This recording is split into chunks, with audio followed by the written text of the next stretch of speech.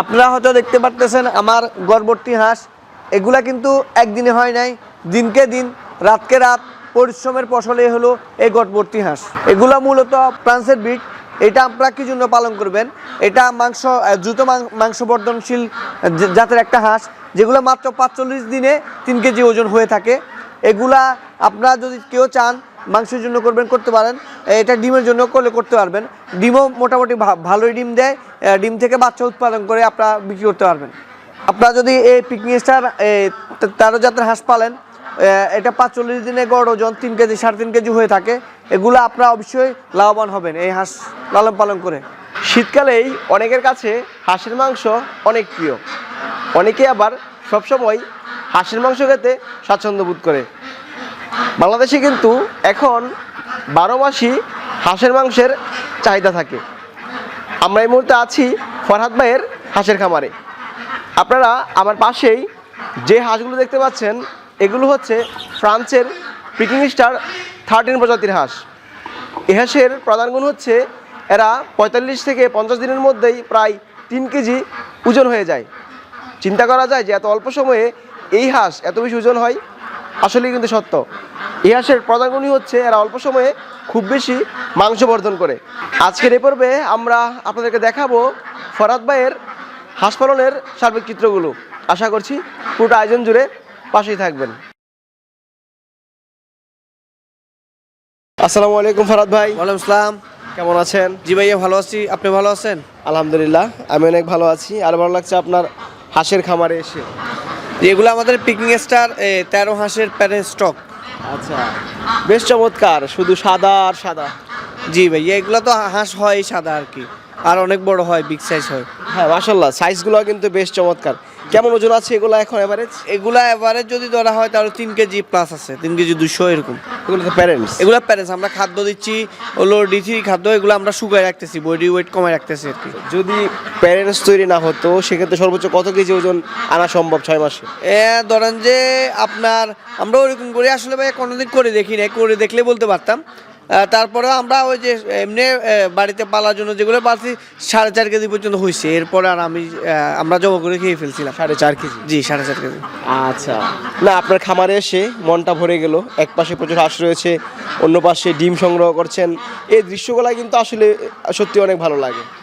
যেহেতু ভাই আমাদের নিজস্ব স্টক, নিজস্ব হাঁস, আবার নিজস্ব ইনকিউবেটর, নিজস্ব বাচ্চা উৎপাদন করি, সেক্ষেত্রে হলো যে কেউ ওই খামার দেখতে আসবে তার মন জুড়ে যেতে বাধ্য ভাই। আচ্ছা, আজকে কত পার্সেন্ট ডিম পেয়েছেন? এগুলো এখন একটু ডিম পার্সেন্টেজ বেশি, এখন 70% ডিম দিচ্ছে হাঁসে। 70%? জি 70%। আচ্ছা, এভারেজ কত পার্সেন্ট ডিম পাওয়া যায়? 60 55 60 55 থেকে 60%। 60%। এরা ডিমে আসতে কত মাস সময় নেয়? ডিম তো দেয় হলো 5.5 মাস থেকে শুরু হয়, কিন্তু ডিমগুলো ইনকিউবেটারে বসতে আপনার 8 মাস সময় লাগে আর কি। 8 মাস? জি। আমরা আজকে আপনার সাথে অনেক কথা বলবো। তার আগে আমরা জানি যে আপনি হাঁস পালনে যুক্ত হয়েছেন কিভাবে? এগুলা আসলে আমি অল্প কয়েকটা হাঁস দিয়ে শুরু করছিলাম। 6টা বেজিং হাঁস, এই সময় তো পিকিং যাচ্ছিল না, 6টা বেজিং হাঁস পেরেছি। এরপর যে হলো 2-3 বার বেজিং হাঁস কিনতে গিয়ে প্রতারণার শিকার হই। এরপর যে হলো আমরা আবার জিংডিং করেছি। এরপরে এখন পিকিং স্টার্টটা করতেছি আর কি। আচ্ছা, বেজিংটা বাদ দিয়ে পিকিং স্টার করার কারণ কি? বেজিং আমাদের কাছে বিগত 6-7 মাস আগেও ছিল। পিকিংটার চাহিদা একটু ভালো, বেজিংটার চাহিদা একটু কম। বেজিংটা হলো এর মানে বেজিং থেকে পিকিংয়ের মাংসটা দ্রুত বর্ধনশীল, একটু তাড়াতাড়ি, সময়টা কম লাগে। খাবার সেমই খায় কিন্তু সময়টা কম লাগে, এই জন্য মানে কাস্টমার চাহিদা বা ডিমান্ড পিকিং স্টার, এই জন্য আমরাও পিকিং স্টার দিয়ে ঝুঁকে যাই। আচ্ছা, পিকিং স্টারের যে প্যারেন্টস রয়েছে সচরাচর কিন্তু আসলে তেমন চোখে পড়ে না। আপনি বাংলাদেশে ঘুরলে সচরাচর 2-3টা খামার ছাড়া কারো কাছে আপনি পিকিং স্টারের প্যারেন্টস পাবেন না, এটা গ্যারান্টি। কিন্তু সবাই দেখতেছেন বাচ্চা বিক্রি করতেছে, বাচ্চা সেলার অভাব নাই, কিন্তু কারো কাছে হলো স্টকের হাঁস নাই। আচ্ছা, তাহলে তারা বাচ্চাটা বিক্রি করে কোথা থেকে? বাচ্চা ধরুন যে আমার থেকে নিয়ে উনিও বিজ্ঞাপন দিয়ে বাচ্চা বিক্রি করে। এখন উনি হলো ধরুন যে তৃতীয় ব্যক্তি, আবার ওনারা বাচ্চা মিক্স বাচ্চাও দেয়, এই আর কি। তো প্যারেন্টস তৈরি করাটা অনেক ব্যয়বহুল। আপনার এই প্যারেন্টস তৈরি করতে গিয়ে কত লক্ষ টাকা পুঁজি বিনিয়োগ করা আছে? এখানে 12 লক্ষ টাকার উপরে ইনভেস্টমেন্ট। 12 লক্ষ টাকা। 12 লাখ টাকার উপরে। এক একটা হাঁস ডিমে আসতে কত টাকা খরচ হয়? এটা ধরুন যে 2700 টাকার মতো। 2700? জি। দর্শক, এক একটা হাঁস ডিমে আসার পর্যন্ত প্রায় 2700 টাকা খরচ হয়। অনেক টাকা খরচ হয় ভাই। এগুলো দৈনিক 200 গ্রাম করে খাবার খায়। তার মানে হলো আপনার দৈনিক 200 গ্রাম, মাসে হলো আপনার 30 দিনে হলো 6 কেজি। 6 কেজি ম্যাক্সিমাম খাবার। 6 কেজি হলো আপনার এবার ডিমে আসা পর্যন্ত আপনি অ্যাভারেজ হিসাব করে দেখেন, যদি অ্যাভারেজ যদি আপনি 5 কেজিও ধরেন, 5 30, মানে একটা হাঁসে 30 কেজি খাবার পরে তারপর ডিমে আসতেছে।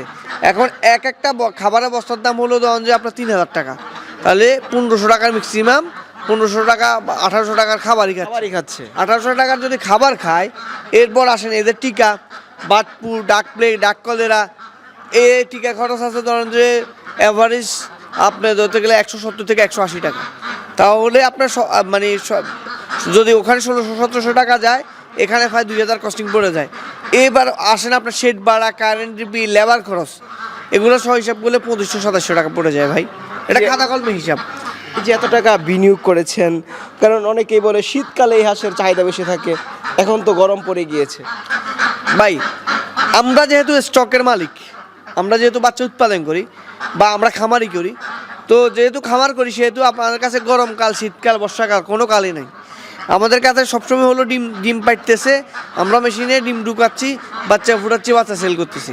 হ্যাঁ, আপনি যদি ওটা বলেন যে চাহিদা বেশি আর কম, হ্যাঁ ভাই, এটা শীতকালে একটু চাহিদাটা বেশি থাকে, এখন একটু চাহিদাটা কম। কিন্তু আপনার চাহিদা কম বেশি বলে কি আপনি 6 মাস খামার বন্ধ রাখবেন, 6 মাস চালু রাখবেন? বিষয়টা তো এরকম না। আপনার খামার চালু রাখতে হলে আল্লাহ 365 দিনে চালু রাখতে হবে। আচ্ছা, এই পিকিং স্টার হাঁস পালনের কী কী অসুবিধা পেয়েছেন ফরহাদ ভাই? এটা শুধুমাত্র পালকটা উঠে না, এই একটা অসুবিধা আছে। এটা ছাড়া মোটামুটি আলহামদুলিল্লাহ সব কিছুতে সুবিধা ভালো। পালকটা উঠতে একটু লেট হয়।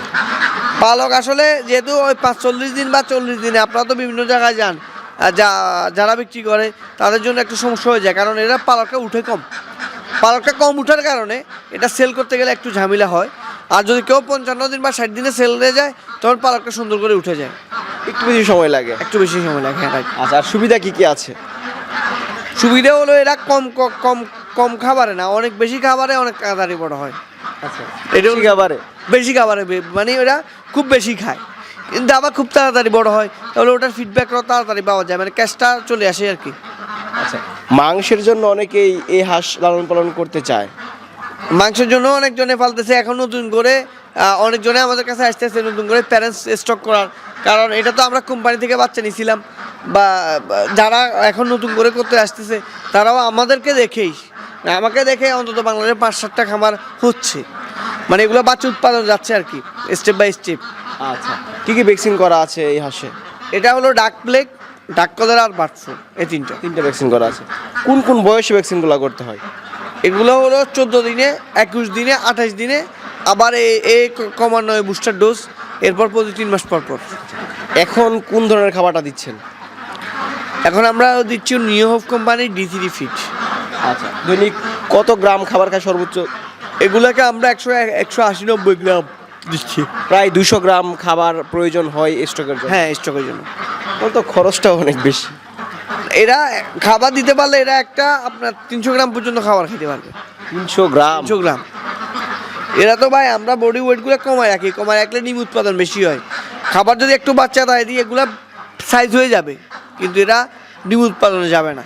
আচ্ছা, এই যে গরমকালে এই হাঁসের মাংস বিক্রি করা কোনো সমস্যা কিনা? ভাই গরমকালে কোনো সমস্যা নাই, গরমকালে আরও ভালো। এটা হলো আপনার শীতকালে তো ব্রুডিংয়ের সমস্যা হয়, গরমকালে ব্রুডিংয়ের সমস্যা হয় না।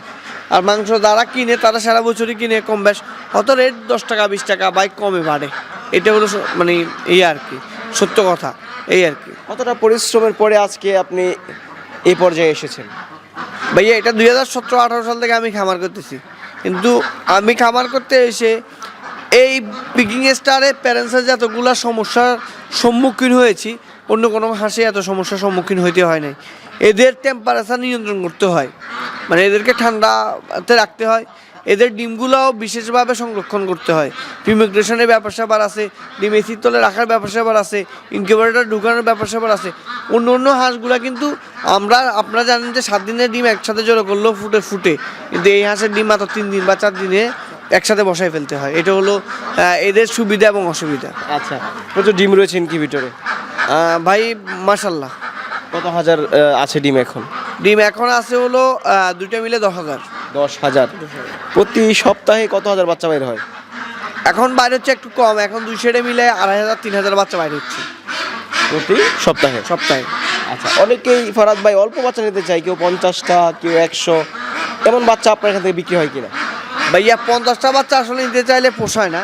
আপনার যদি খামার থেকে কেউ এসে নেয়, যদি 10 টাকা লাগে আমি 10 টাকা দিব, কিন্তু দূরে পাঠানো সম্ভব না। বেশি বাচ্চা হলে আমাদেরকে টাকা পেমেন্ট করে দিলে আমরা বাসে উঠে দিতে পারবো, যদি মরে সেটার দায়ভার আমাদের।